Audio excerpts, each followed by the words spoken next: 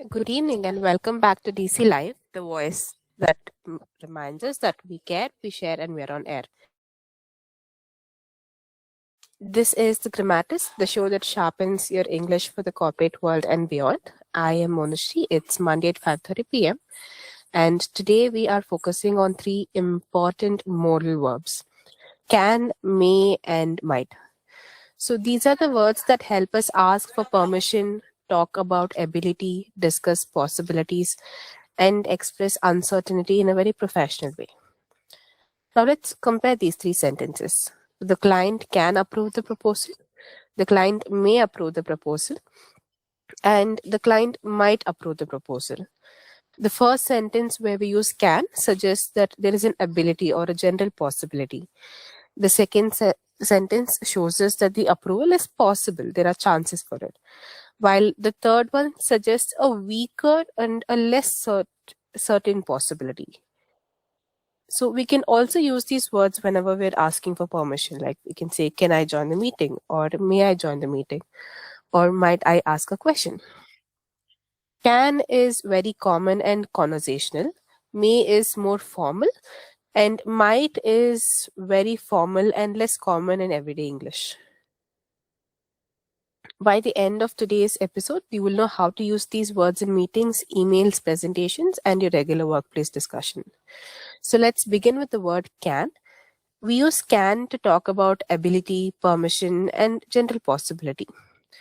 So we can use can when someone has or has the ability or opportunity to do something. For example, I can say, I can prepare the report by Monday. Our team can support the implementation. Or we can provide additional resources for you. Or the department can handle the client request. So in each of these sentences, can communicates capability. We can also use the word can to ask for or to give permission in a workplace conversation. So, for example, I can say, can I join the client call with you? Or can we move the meeting to tomorrow? Or can we include the finance team for this discussion? Can I leave the meeting a few hours or a few minutes early? So these sentences are polite and natural when speaking with your colleagues.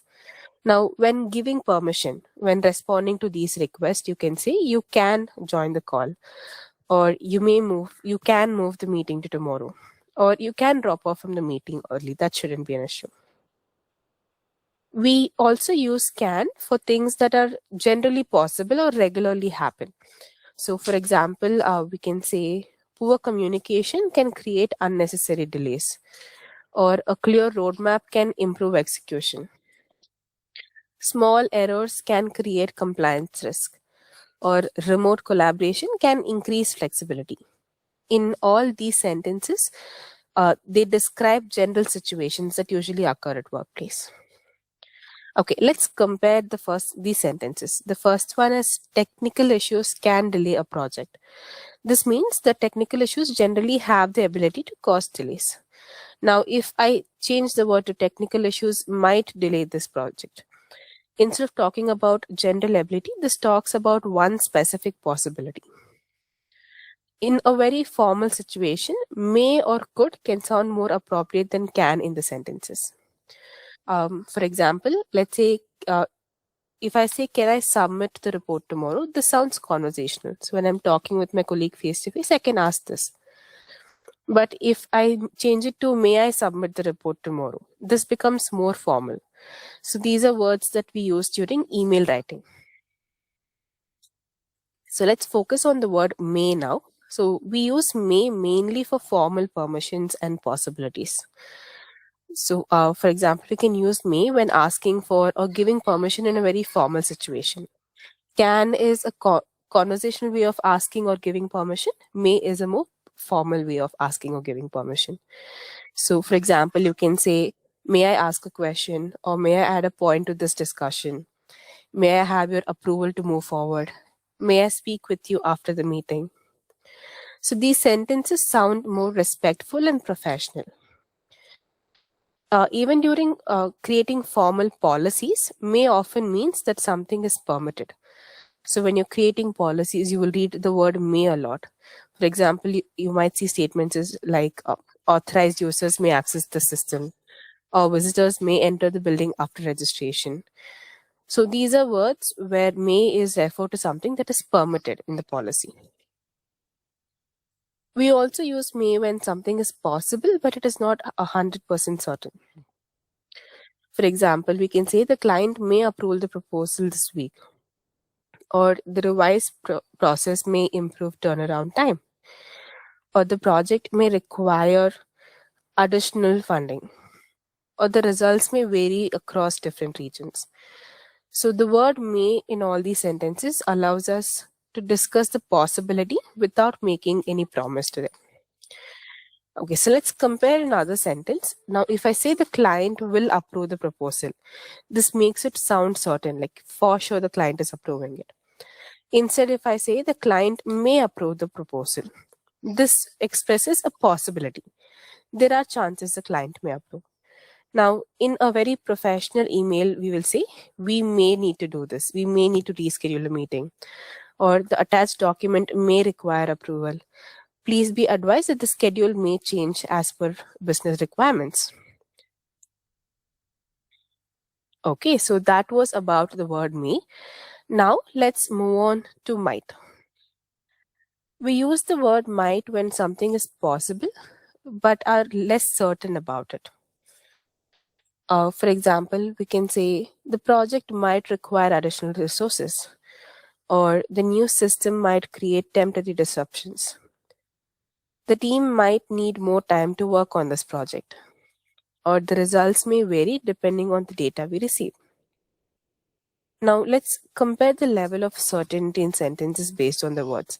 If I say the project will require additional resources, this sounds like a very strong expectation that yes, I need extra resources over here.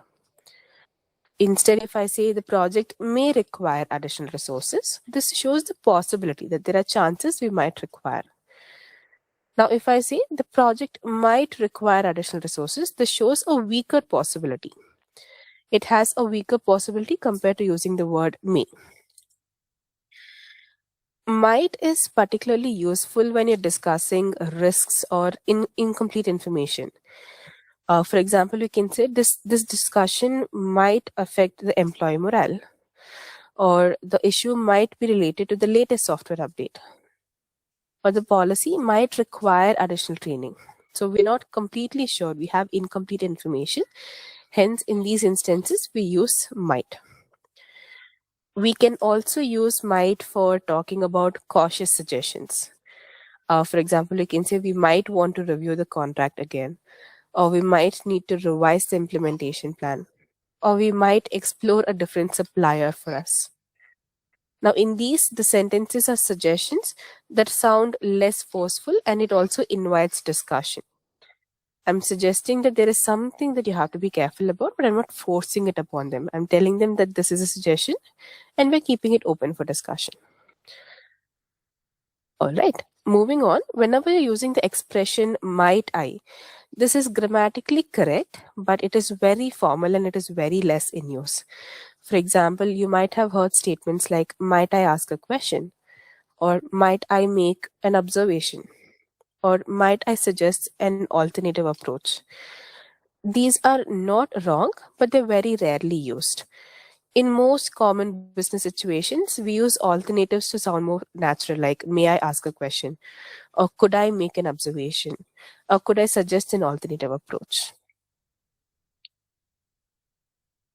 All right, let's review. So we use can for ability, common permission, and general possibility. For example, our team can complete the task, or can I join the meeting? Clear communication can improve performance. We use may for formal permissions and possibilities, like, may I ask a question? The client may approve the proposal, or this change may affect the timeline that we're working on.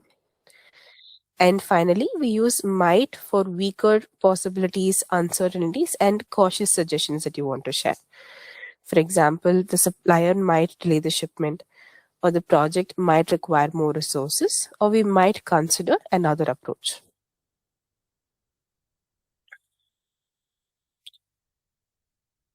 Okay. So whenever you're using these three words, can, may, and might, can shows the ability or a practical option, may shows a very formal permission or possibility, and might shows uncertainty or a very cautious suggestion. So this will be your challenge for this week. Let's try to create three sentences, at least one sentence using can for ability, one sentence using may for formal permission, and one sentence using might for uncertainty when you're talking. Thank you for tuning into Grammatist on DC Live, where we care, we share, and we're on air.